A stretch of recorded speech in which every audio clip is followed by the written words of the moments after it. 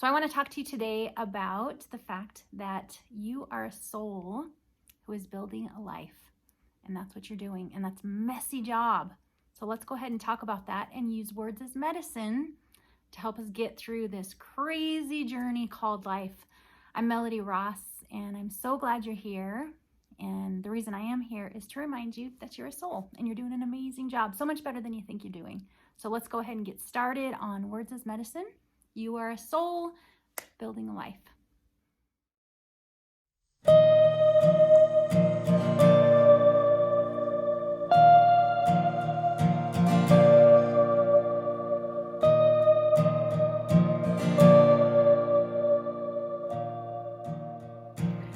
Hello, beautiful soul. Well, let's start by,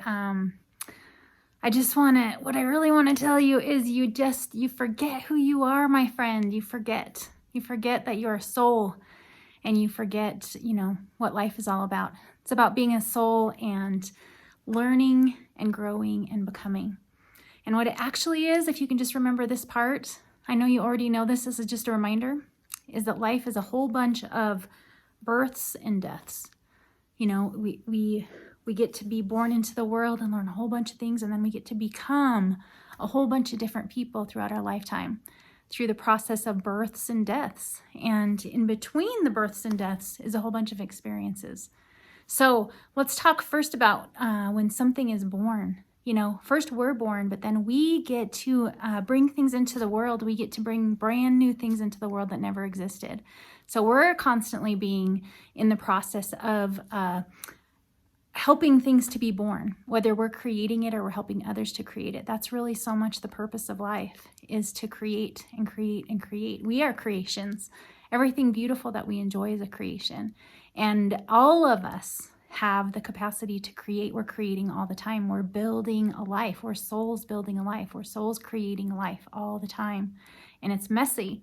So in the middle of all of these births of things that we're creating, we get to have the experience of not only creating it, but to live with what we've created or what others have created.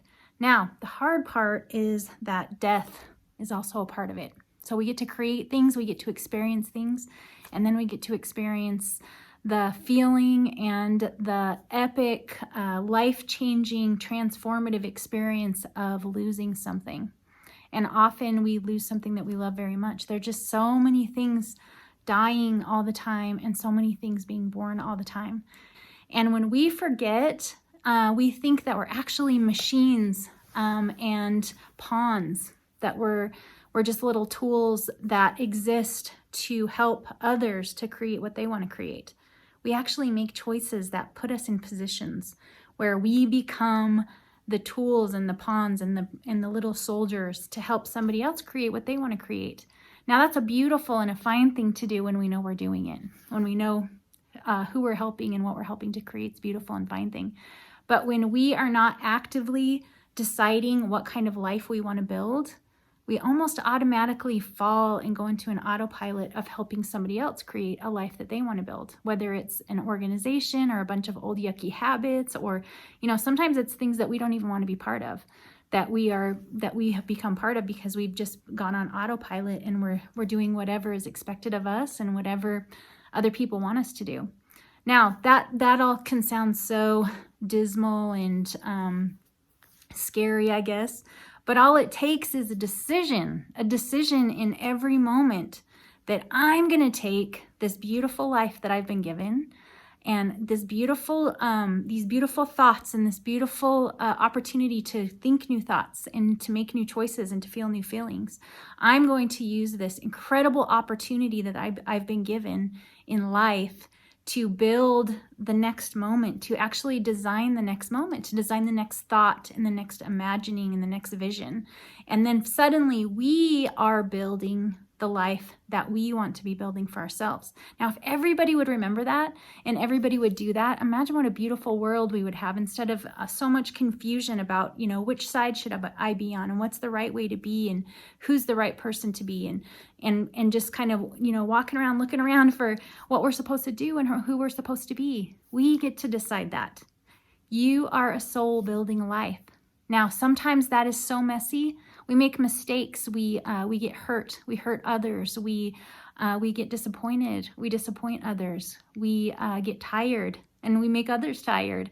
There are parts of this that are difficult, but just like everything else, if we didn't experience the difficult parts of this whole soulful human journey that we're on, we wouldn't be able to know how awesome and amazing and beautiful the parts are that come as a surprise, or that come after a lot of work, or that just show up like a sunrise in the morning to help us tolerate, how difficult things can be. We would not know the beautiful things without experiencing things that aren't so beautiful. We wouldn't know the happy and joyful things without experiencing things that are difficult and make us sometimes not even want to go on, not even want to be alive. So I want you to just remember today, no matter what's going on in your life, if your life's in pieces, just decide you're going to start sorting through and only pick the pieces that you want to move forward in your life and let the rest go. If you feel like everything's just really, really hard, just know that that's normal, that you're building something, and building something is hard. It's just hard, and it's worth it, okay? So don't think that just because it's hard or because it's painful that you're doing it wrong. It just means that you're doing it. So much in the world right now is in a cycle of being done, of death. We got the birth and the experiencing and the death, and the experiencing and the birth and the experiencing and the deaths and the experiencing. So many things have reached the end of their cycle, and things that we loved, things that are beautiful and wonderful and dependable. And now we're experiencing a time in history when we don't really have an instruction manual. So that means that we've got to go inward and remember every moment that we are souls building a life. And you have got to stay in your own lane. You've got to stay in your own life, because nobody's going to build your life for you. When we step out of our lanes and into the lives of another, even if we think we're fixing something that's broken, then our own life doesn't get built. And so the best thing that you can do for others is to stay in your own life and build yourself up, and build your values up, and build your beliefs up, and build your actions up, and build your thoughts up, and build just your remembrance of why not only you're here, but why every person on this planet is here. Every other person is also a soul building a life.